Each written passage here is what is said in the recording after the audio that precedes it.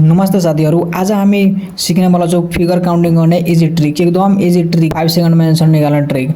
यहाँ हेर्नुहोस्, तब फर्स्टमा यो फिङ्गर छ, यहाँ ट्रायंगल छ। अब यसमा कतिवटा ट्रायंगलहरू छ? यहाँ 1 अनि यहाँ 2। अब 1 + 2 जोडिदिनुस्, भयो 3। अब के गर्नुपर्छ नि, यस्तोको फास्ट निकाल्नको लागि यो फर्मुला लगाउनु पर्छ। अब हामीले तपाईले भन्नुहुन्छ कि सर यो 3 कसरी आयो, 1 + 2 गर्दा 3 कसरी भयो? त हेर्नुहोस्, यो एउटा ट्रायंगल भयो अनि यो एउटा, कति भयो? दुईटा, अनि यो एउटा ठुलो ट्रायंगल, यो 3वटा भयो।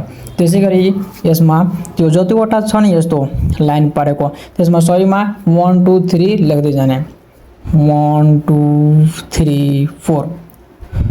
अब यो सबैलाई जोडिदिने, 1 + 2 + 3 + 4। अब कति भयो?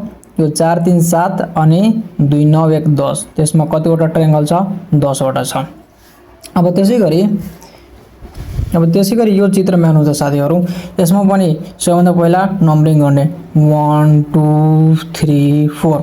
अब यसले जोड्ने 1 + 2 + 3 + 4। अब यो कति भयो? 10वटा। तर यसमा 10वटा छैन साथीहरू, 10 भन्दा बढी छ, किनकि यहाँ पनि एउटा ट्रायंगल छ अनि यहाँ 1 2।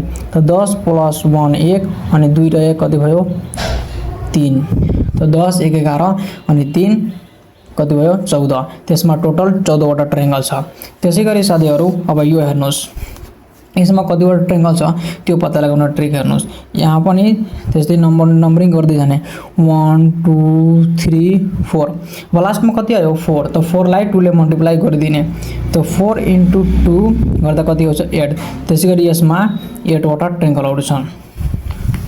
अब त्यसैगरी हेर्नुहोस्, यसमा पनि त्यसरी नम्बरिङ पहिला गर्ने, 1 2 3 4 5 6 7 8।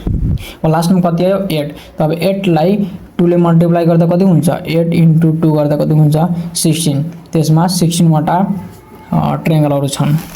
त्यसैगरी साथीहरू, यो त सबै इजी लेभलको थियो, नर्मल लेभल थियो, यो भयो एडभान्स लेभल।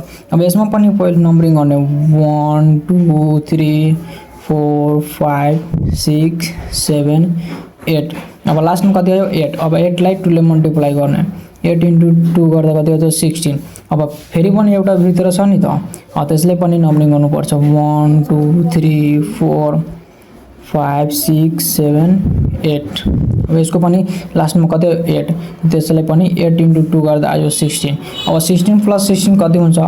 32। यस्तै आएको ट्रिकको लागि यस च्यानललाई सब्स्क्राइब गर्नु होला साथीहरू, र भिडियो राम्रो लाग्यो भने कमेन्ट र शेयर गर्नु होला। यो फर्स्ट पार्ट हो, यो पार्ट 1 हो। अब यसको पार्ट 2 चाहियो भने तपाईहरुले पार्ट 2 को लागि कमेन्ट गर्नु होला कि सर पार्ट 2 पनि बनाइदिनु, त म पार्ट 2 छिटो भन्दा छिटो लिएर आउने छु।